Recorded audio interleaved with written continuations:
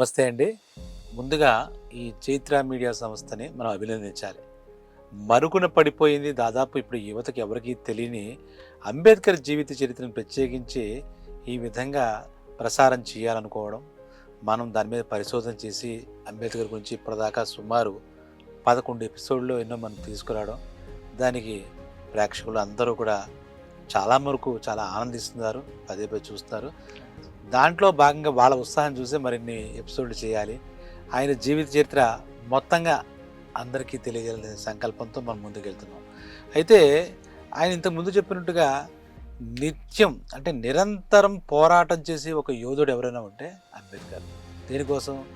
దళిత జనం యొక్క హక్కులు, మహర్ కులస్తుల సామాన్యమైన హక్కులు సామాన్యమైన హక్కులు, చాలా కనీస అవసరాల కోసం చేసే పోరాటం అదనమాట.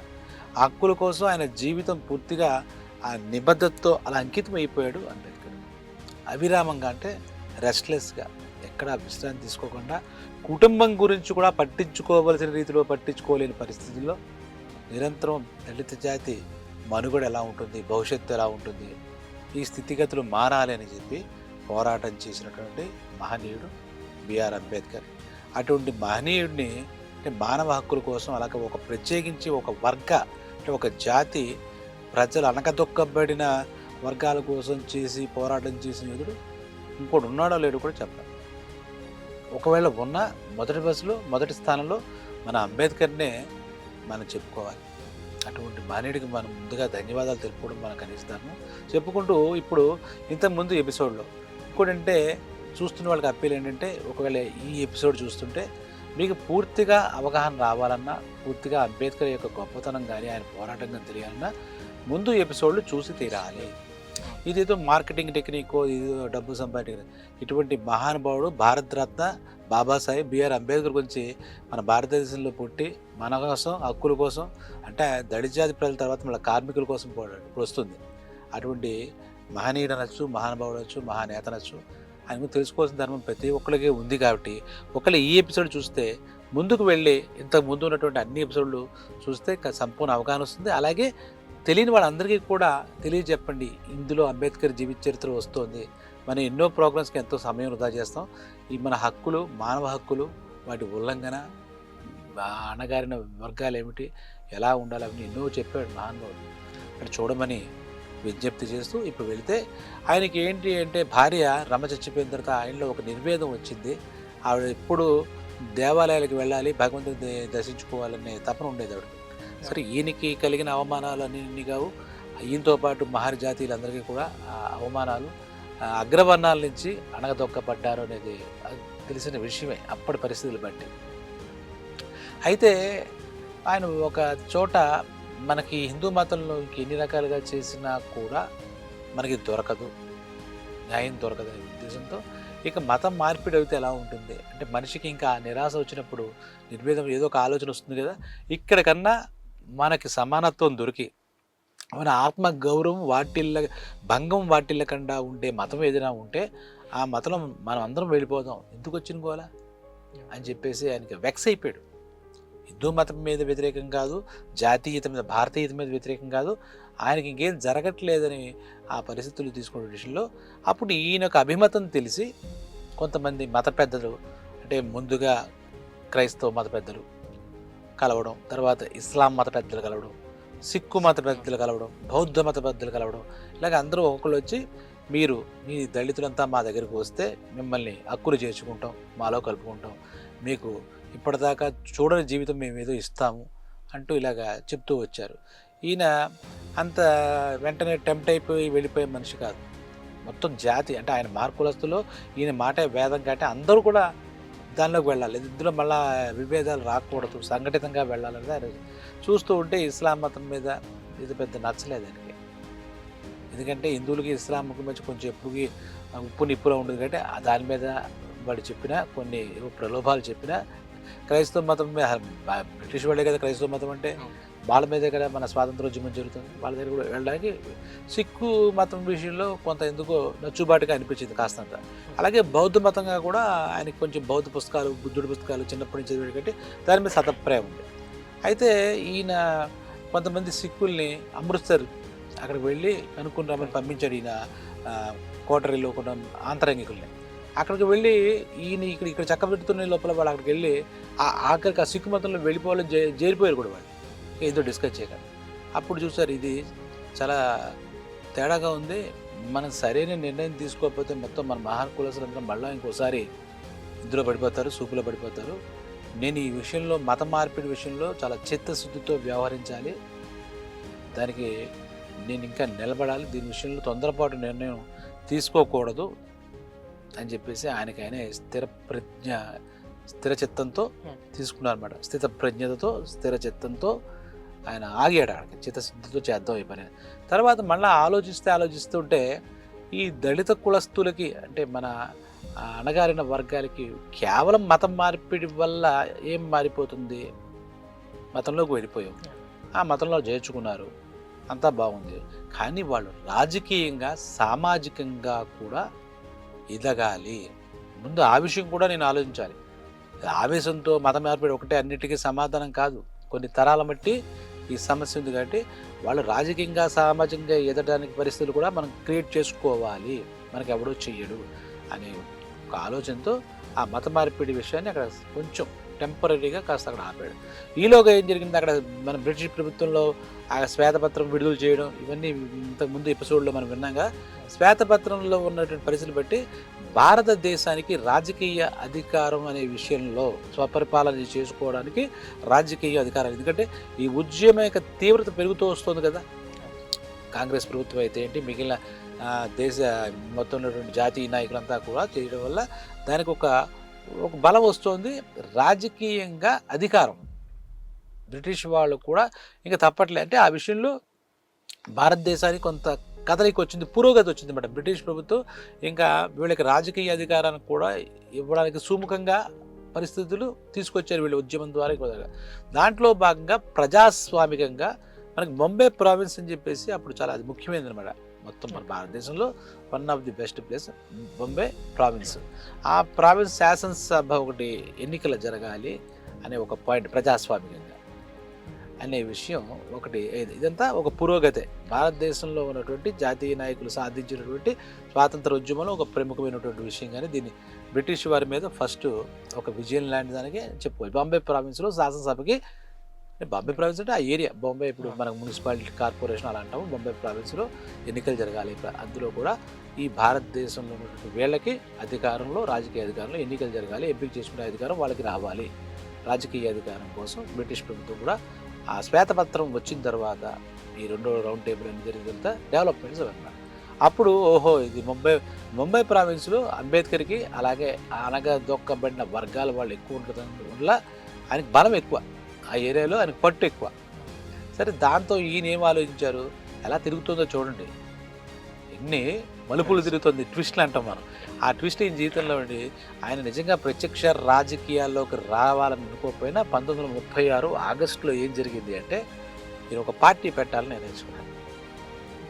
అంటే రాజకీయం కంటే రాజకీయ పార్టీ కాలేదు, వీళ్ళు నిలబడినెవరు కదా, నేను వెళ్ళి ఇండిపెండెంట్గా కాకుండా ఒక పార్టీ పెట్టాలని డిసైడ్ చేసుకున్నాను. మరి పార్టీ అంటే దానికి ఒక మేనిఫెస్టో, దానికి ఒక ఎజెండా, ఇవన్నీ ఉండాలి కదా.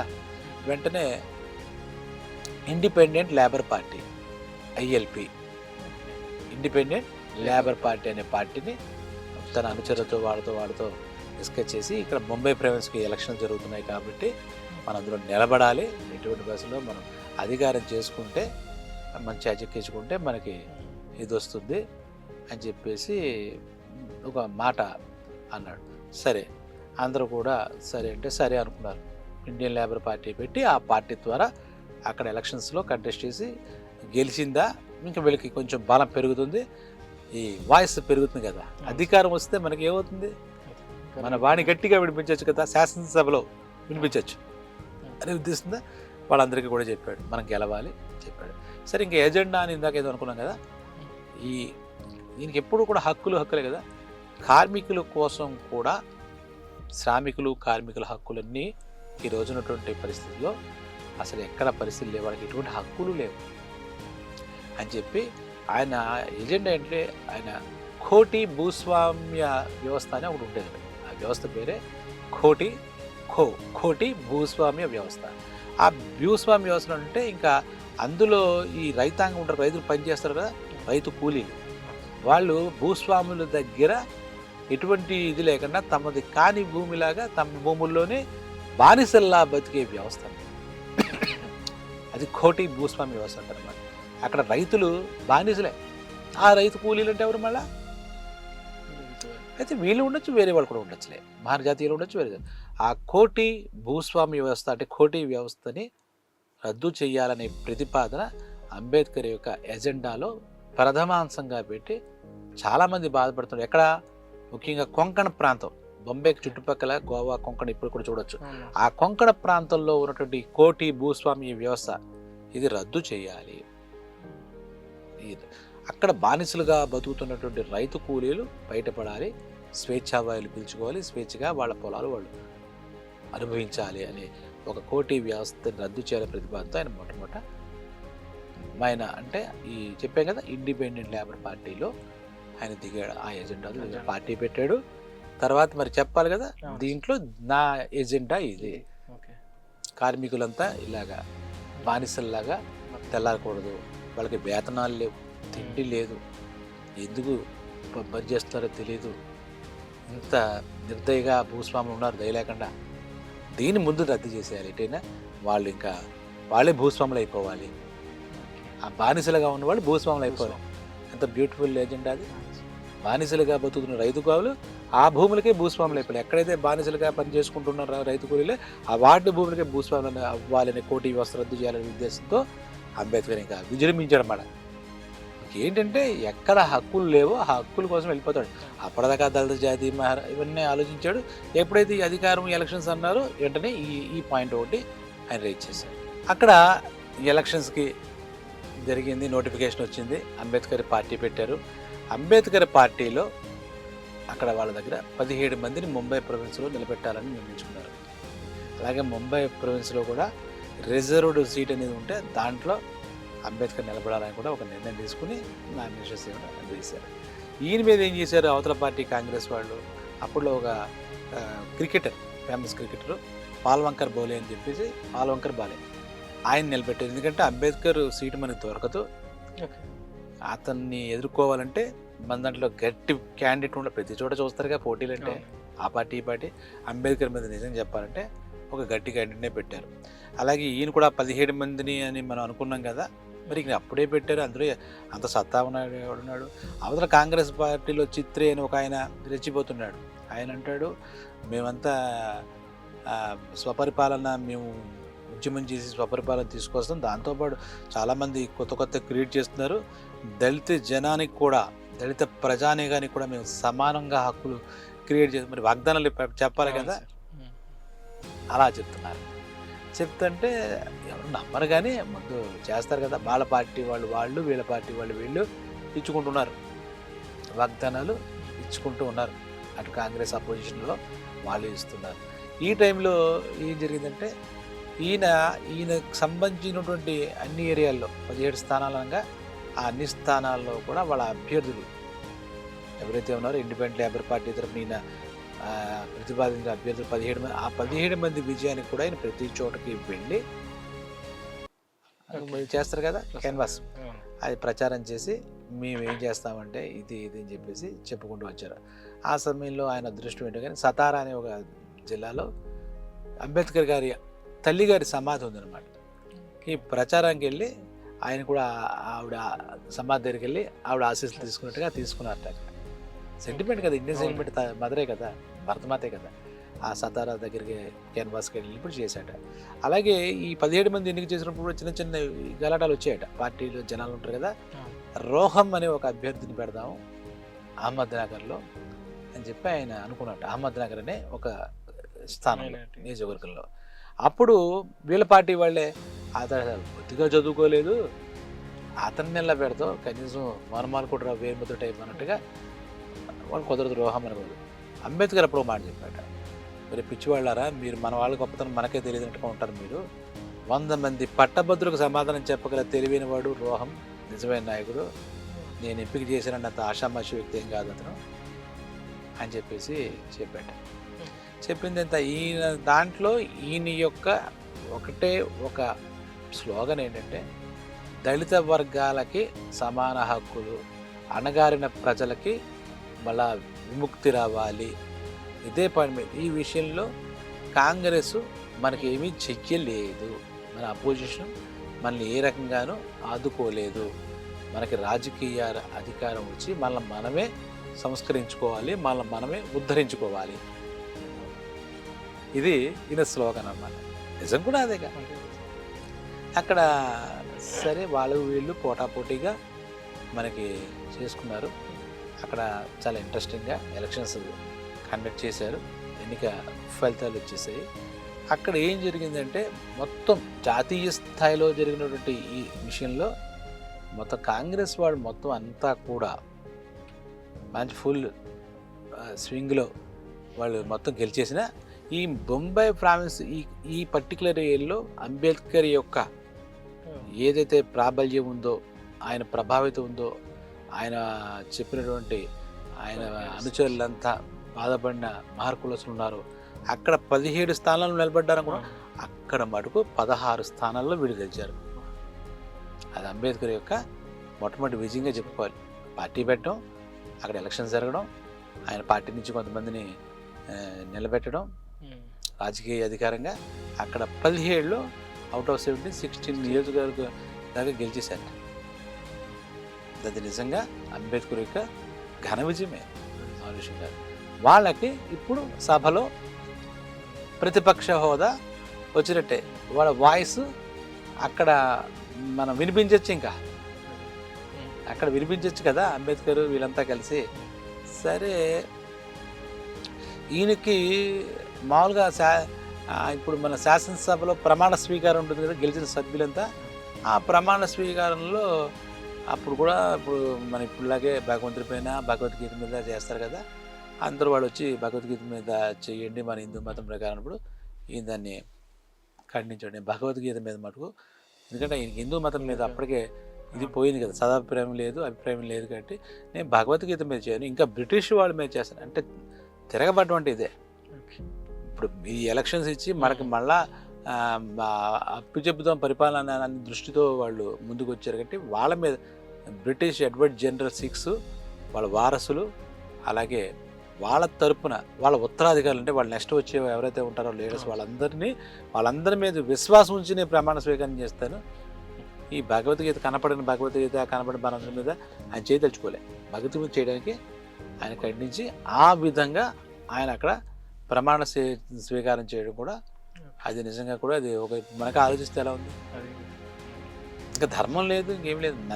నన్ను తొక్కేస్తున్నప్పుడు ఇంకేముంటుంది, హిందూ మతం ఏంటి, హిందూ సమాజం ఏంటి అనేది చూస్తే అక్కడ మనకి ఈయన అంబేద్కర్ గారు అక్కడ సభ్యుడిగా అది గెలిచిన మనిషిగా అక్కడ అందులోకి శాసనసభలోకి వెళ్ళాడు. వెళ్ళిన తర్వాత ఏమైంది, సరే ఈ శాసనసభ్యుడిగా అంబేద్కర్ అయిన తర్వాత శాసనసభ మొదలవుతుంది కదా. మొదలైనప్పుడు ఈయన మొట్టమొదటి మాట ఏమి ఇచ్చాడు, కోటి వ్యవస్థ రద్దు కావాలని ఇచ్చాడు కదా. అదే బిల్లు అక్కడ పెట్టాడు. బిల్లు పెట్టి దాంట్లో మంత్రివర్గ అసెంబ్లీ జరుగుతుంది కదా, మన అసెంబ్లీ శాసనసభ జరుగుతుంది కదా, అక్కడ చెప్పాడు రైతులు బానిసలుగా బతుకుతున్నారు, వాళ్ళ భూముల్లో వాళ్ళు బానిసలుగా బతుకుతున్నారు, భూస్వాములు వాళ్ళు తొక్కేస్తున్నారు, వాళ్ళ ఎవరి భూములు అయితే వాళ్ళు తిరిగి స్వాధీనం చేసుకునే పరిస్థితి మనకు రావాలి, దయచేసి ఈ బిల్లు మీరు ఇది చేయండి అని చెప్పారు. ఆ మిగిలిన వాళ్ళంతా దాన్ని ఒప్పుకోలేదు. ఈ పెట్టిన ప్రతి బిల్లు ఎందుకు ఒప్పుకుంటారు, అదేం కుదరదన్నట్టుగా అలా పెండింగ్లో ఉండిపోయింది. అది అప్పుడు దానికి ప్రతి శాసనసభ్యుడికి ఒక స్పీకర్ అని ఉంటాడు కదా, అక్కడ బీజీ ఖేర్ అని చెప్పి ఆయన ప్రీమియర్ బీజీ ఖేర్ పేరు బీజీ ఖేర్. ఆయన ఏమన్నారంటే అందరూ ఒప్పుకుంటే కానీ ఏ బిల్లు కూడా పాస్ అయ్యే అవకాశం లేదు, మెజారిటీ చూస్తాం, మీరు చెప్పిన దాంట్లో సత్యం ఉన్నప్పటికీ మేమేమీ చేయలేమన్నట్టుగా ఆయన కూడా చెప్పాడు. ఈయనలో ఆవేదన ఎక్కువైపోతుంది, ఆవేశం ఎక్కువైపోతుంది. ఏంటి ఏం చెప్పి అడిగినా మాకు న్యాయం దొరకలేదు. ఇప్పుడు అధికారంలోకి వచ్చి శాసనసభ్యుడిగా మాట్లాడుతున్నా కూడా నా బిల్లు పాటించి నా కోసం చేసినట్టుగా మాట్లాడుతున్నా. మరి అక్కడ చట్టాల ప్రకారం అయితే అవతల వాళ్ళది కరెక్టే కదా. ఈయన ఏం చేశాడంటే 1938 సంవత్సరంలో, ఇదంతా 36, 37, 38 సంవత్సరాలు కదా, ఇలా కాదని చెప్పేసి ఆ సిటీ హాల్ అని ఉంటే ముంబైలో, ఆ సిటీ హాల్లో 20,000 మందితో రైతులు కానీ మొత్తం వీళ్ళందరితో ఒక పెద్ద ప్రదర్శన, ఒక ఉద్యమం లాంటి ప్రదర్శన అని ఆ రోజు పెట్టి ఆ సిటీ హాల్ ముట్టడించామంటామే. ఆ బొంబాయి సిటీ హాల్ దగ్గర 20,000 మంది సభ్యులతో ప్రదర్శించారు. అప్పుడు ఏం చేశారు, ఈ స్పీకర్ అని ఇందాక అనుకున్నవే ఆ పెద్ద అక్కడ ఏ పేరు ఉందో తెలియదు బీజీ ఖేర్ అంబేద్కర్ని అలా కొంతమందిని ఈ విషయం మీద పోట్లాడుతున్న కొంతమందిని ప్రత్యేకించి ఆయనతో మాట్లాడడానికి పిలిపించాడు. పిలిపించిన తర్వాత అంబేద్కర్ ఏమి నీ పరిస్థితి ఏమి, నీ బాధ ఏమిటి, మనం ఒక మంత్రివర్గం ఏర్పాటు చేసుకున్నాం, మన సమస్యలు బోర్డు ఉన్నాయి, నువ్వు చెప్పావు నీ బిల్ పాస్ అవ్వాలంటే ఇది మెజారిటీ పీపుల్ ఇది సపోర్ట్ చేయాలి, ఇదేంటి ఇంత అల్లరి చేస్తున్నావు, ఎందుకు ఇక్కడ ఇక్కడ ఎందుకు అలజడి క్రియేట్ చేస్తున్నావు, రోడ్డుకి ఎందుకు అలజడి చేస్తున్నావు, అన్నీ తెలుసుండి, నువ్వు కూడా శాసనసభకి ఎన్నికయ్యావు కదా, ప్రజాప్రతినిధివే కదా అని చెప్పేసి ఆయన అడిగాడు.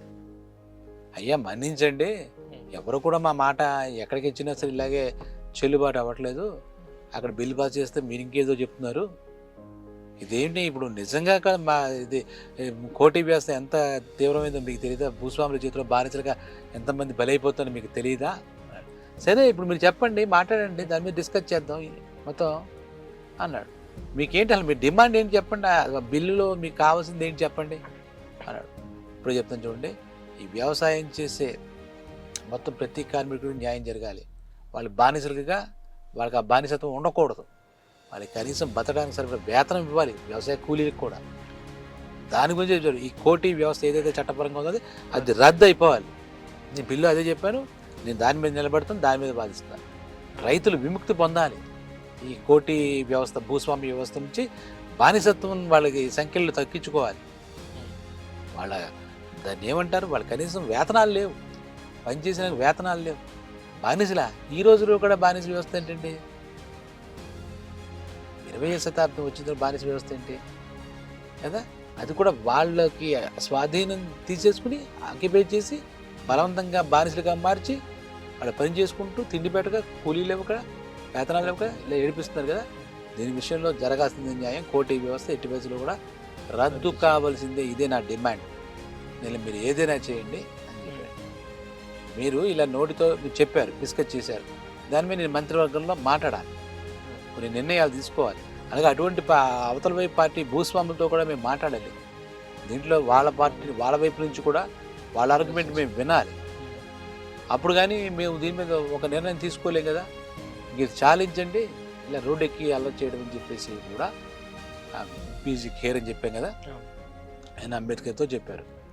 అప్పుడు ఈయన మళ్ళా ఒకసారి మానసికంగా బాధపడ్డాడు, అధికారం వచ్చింది, శాసనసభ్యుడు అయ్యాను, శాసనసభలోకి వెళ్ళాను, ఒక పార్టీ పెట్టాను, అయినా మా పరిస్థితి ఇలాగే ఉంది, మా మాటకి ఎక్కడ విలువ లేదు, మాట చెల్లుబాటు అయ్యే పరిస్థితి లేదు, మళ్ళీ ఈయన ఇంకేదో చెప్తున్నాడు, ఇది ఎన్ని టర్నులు తిరుగుతుంది, ఇంకెంత అరుచుకోవాలో, ఇంకెంత పోరాటాలు, సరే చూద్దాం ఎక్కడ దాకా వెళ్ళాలో అక్కడ దాకా వెళ్దాం, ఈ పోరాటం వెళ్ళని అంత ఎన్ని అడ్డంకులు వస్తే వద్దాం, మనం చూద్దాం, అంతిమంగా మనం అనుకుని సాధించాలి అని చెప్పేసి ఒక ఆలోచనకు వచ్చాడు మన అంబేద్కర్ అనమాట. సరే ఇందాక మనం అనుకుంటుగా కోటి భూస్వామ్య వ్యవస్థ రద్దు చేయాలని చెప్పి ఈయన పోరాటం పడుతుండగా ఈయన పరిశీలిస్తుంటే ఇంకో సమస్య కనపడింది ముంబైలో. అక్కడ ఈ జౌళి మిల్లులు అంటే బట్టల మిల్లులు అనుకోవచ్చు, ఈ జౌళి మిల్లుల్లో అక్కడ చాలా అంటే చాలా నమ్మశక్యం కాని నిజాలు ఈయన కంటపడ్డాయి అంబేద్కర్. అక్కడ లక్షల్లో కార్మికులు, ఇంకా చెప్పాలంటే ఈ భూస్వామ్య వ్యవస్థలో రైతుల సంఖ్య 20,000 ఎంతమంది అనుకున్న రఫ్గా, వాళ్ళకన్నా లక్షల్లో కార్మికులు అత్యంత హీనమైన పరిస్థితుల్లో వాళ్ళు అక్కడ మిల్లుల్లో పనిచేసే, ఇంకా వాళ్ళు ఇంకా అనగా దొక్కారు కదా, వాళ్ళకి కనీస వేతనం కదా, అసలు వేతనం కూడా లేని కార్మికులు కూడా ఉన్నారన్నమాట. అసలు వాళ్ళు ఏదైనా సమ్మె చేద్దామంటే అది కూడా లేకుండా వాళ్ళ మీద ఉక్కుపాదం మోపేటట్టుగా కూడా అక్కడ పరిస్థితుంది. అక్కడ ఉన్నటువంటి పారిశ్రామికవేత్తలు ధనవంతులు అంతా కూడా చేసి ఇప్పుడు ముంబైకి అప్పుడులో హోమ్ మినిస్టర్ ఎవరంటే కేఎం మున్షి, ఈ సమ్మెలు ఈ అంబేద్కర్ తీసుకొస్తున్నటువంటి బిల్లులు విని చూసి వాళ్ళు ముందుగా హోంశాఖ మంత్రి దగ్గరికి వెళ్ళి అలాగే తన సంబంధిత డిపార్ట్మెంట్ అధికారులందరూ కూడా కలిసి ఒక రకంగా దీనికి సమ్మెలు మాట కట్ చేసి మాకు అడ్డంగా తయారవుతున్నారు ఈ యూనియన్ల వాళ్ళు వీళ్ళు, కాబట్టి దీని మీద మీరు ఏదో తీసుకోవాలంటే మరి వాళ్ళు ఏం ఆలోచించారో లేదా వాళ్ళ మాటలకి తలొగ్గారో తెలియదు, కానీ ఆ కేఎం మున్షి ఒక పారిశ్రామిక బిల్లు అంటే ఇంక సమ్మెలు చేయకూడదు అంటే పారిశ్రామిక వివాదాల బిల్లు. ఆ వివాదాల బిల్లు ఒకటి శాంక్షన్ చేసేసారు, ఎవరిని అడగండి.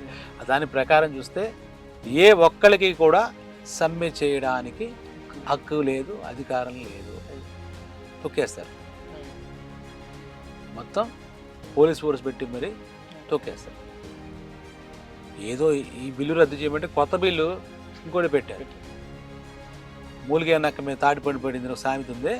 అలాగా వీళ్ళు అసలు అప్పుడు ఈ అంబేద్కర్తో పాటు ఇంకో యూనియన్ లీడర్ మెహతా అని చెప్పేసి ఆయన కూడా దీన్ని వ్యతిరేకించాడు. దాంతోపాటు ఈయన కూడా దాన్ని గట్టిగా వ్యతిరేకించాడు.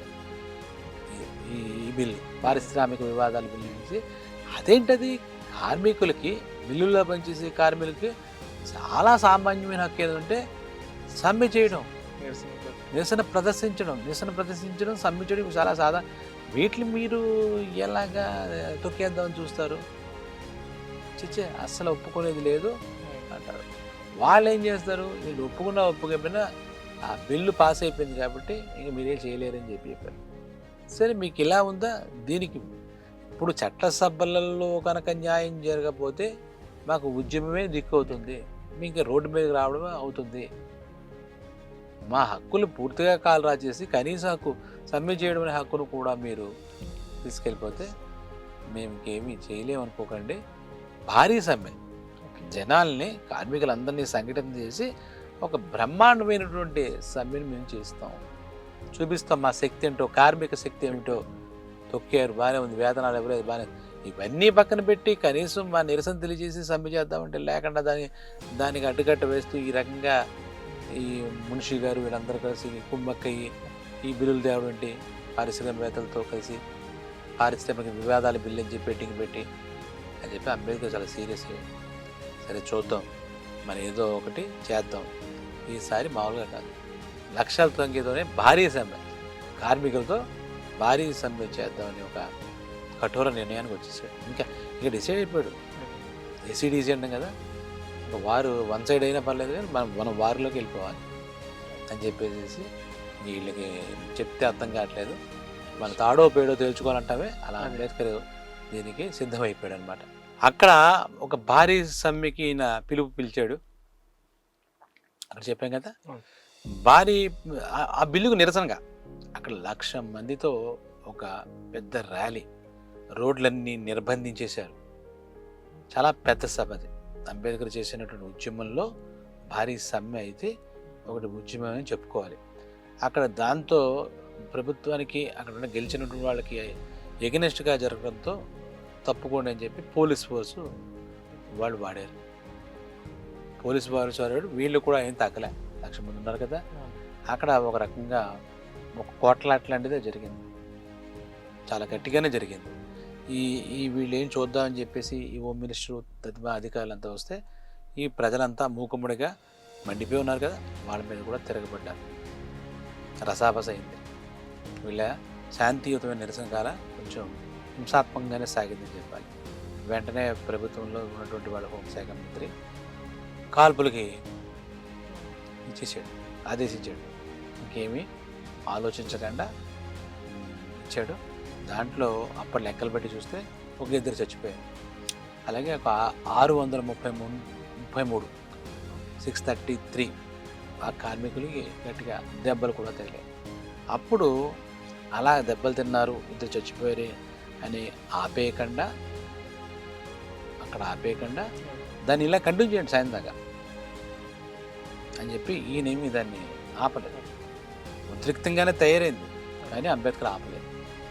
తాడో పేడన్నా కదా అలా కూర్చుని జరుగుతూ ఉన్న తర్వాత ఆ చివరి సాయంత్రం పూట ఆయన ఒక అద్భుతమైన ప్రసంగం చేశాడు. ఇది కూడా ఆయన జీవితంలో ఒక అద్భుత ప్రసంగం అనమాట. ఇక మనం ఆగేది లేదు. మన చనిపోయిన 2 కార్మికులకి సంతాపంగా ఇంకెవరూ మాట్లాడలేదు. అంబేద్కర్ తన చెప్పాలి కాబట్టి మనకు కార్మిక హక్కుల కోసం సమ్మె కావాలి, సమ్మె చేసే ఆ హక్కును మనం వదులుకోవద్దు, ఇలాంటి ఏదో జరుగుతున్నాయని ఎవ్వరూ వెనకంజ వేయద్దు. మెహతా ఇంకెంత రక్తపాతం కోరుకుంటారో చూద్దాం. మెహతా కూడా ఈ పక్కన ఉన్నాడు కదా, ఆయన కూడా యూనియన్ నాయకుడు అన్నాడు. ఆ రకంగా ఈ దళిత జాతి నాయకుడైన అంబేద్కర్ ఇక్కడికి వచ్చేసరికి కార్మిక నాయకుడుగా కూడా మారాడు. దళిత జాతి హక్కుల కోసం చిన్నప్పటి నుంచి పోరాటం చూపినటువంటి మన అంబేద్కర్ ఇక్కడ కార్మిక నాయకుడుగా కూడా ఎదిగాడు. అక్కడేమో ప్రజాస్వామ్యపరంగా బొంబాయి ప్రావిన్స్లో జరిగినటువంటి ఎలక్షన్స్లో ఒక రిజర్వ్ సీట్లో మెంబర్గా ఎలక్ట్ అవ్వడం ఒక ఎత్తు అయితే అప్పుడు చెప్తాడనమాట, మనం ఇంకా రాజకీయ అధికారాన్ని మనం తెచ్చుకోవాలి, పవర్లోకి మనం రావాలి.